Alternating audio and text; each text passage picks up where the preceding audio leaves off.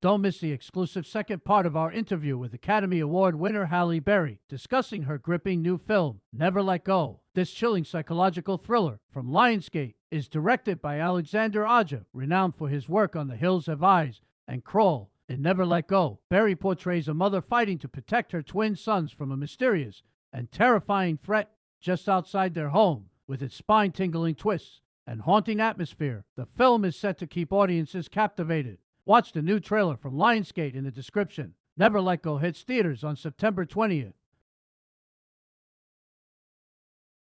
It's void of real dialogue. You are really going to be immersed in watching these characters do what they do. And rightfully so. Growing up like this in the middle of nowhere for 10 years, these boys don't have the normal access to language. You don't talk normally. Like, you don't sit down at dinner and have family conversation about your day because you've gone nowhere but to the end of your rope, you know? So there's a monotony to it that doesn't lend for big conversations about big ideas and big thoughts, you know? And mama wants to keep their thoughts as small as she can, to keep them there as long as she can, to protect them, right? So it was fun to sort of get into that world of monotony and what does that really look like. And I always knew that it meant there's not a lot of talking going on. They say what they need to say, but that's basically it. And the script definitely reflects that. She didn't bring anything with her, so they only had the wardrobe that the mom and her mother and father had hanging in the closet. So all of the clothes that I wear and the boys wear were a derivative of what was hanging in the closet. And so we tried as much as we could to stay true to that and just set with our costume designer, just set what those clothes would be, and then let's make outfits for everybody. And let's ask ourselves, how would mama mend their pants? How would she make, long pants for adults, smaller to fit them? Like, what were her baby clothes like? Like, what did she wrap them in? And, how many things are gone now because she's used them from 2, 3, 4, 5, 6, 7, 8, now that they're 10, like what's left? All of those conversations were had, and we tried to be as authentic as we could while keeping the boys safe. It was a really good day to work with Will Catlett, and I thought he was uh, spot on for Papa. He has just enough edge in him that would allow us to believe, oh, yeah, something went on, um, you know kind of gnarly in the old world between the two of them. He carries something about him that um, makes you fear and revere him in a way. And he certainly brought that to this character. But he's also just a fine actor, so he was able to walk the balance of evil and also having us understand what Mama would have been attracted to him for in the first place, like what drew her to him in the first place. So he's got just enough charisma with enough edge for the evil to make a character I think that the audience will understand.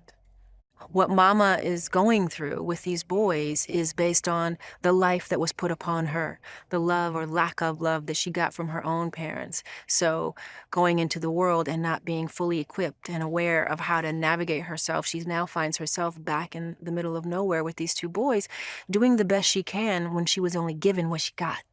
And she's trying to sort of break those cycles in some way.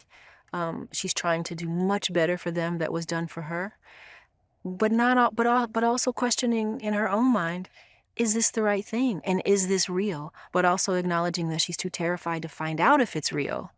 So I think she has this constant battle inside of her. And I think another theme is, I think that's what motherhood is really all about.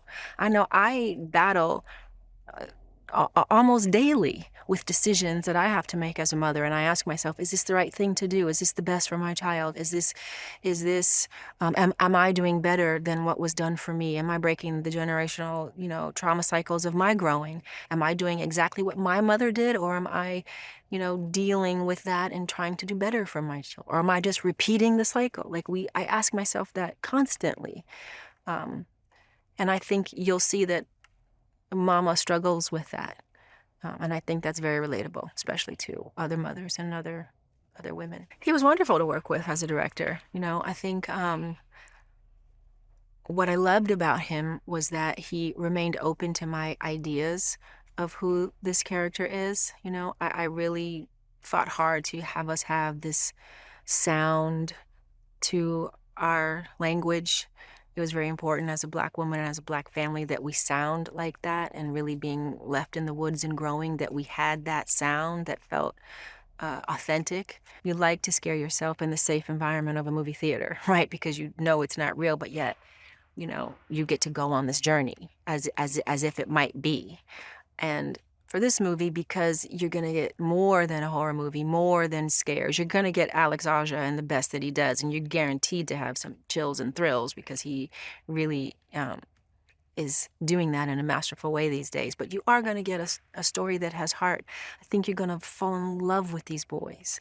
You're going to, I think, love the heart of this family, the struggle that they're facing. I think you'll connect to mama. Even if you're not a mother, you'll connect to a mother loving her children so much and wondering if this is real and has she caused it, and and can she do it, can she fix it? And um, so I think it'll have, for the people that don't normally go to horror movies, I think this is a different kind of horror movie. It's much, much more than horror.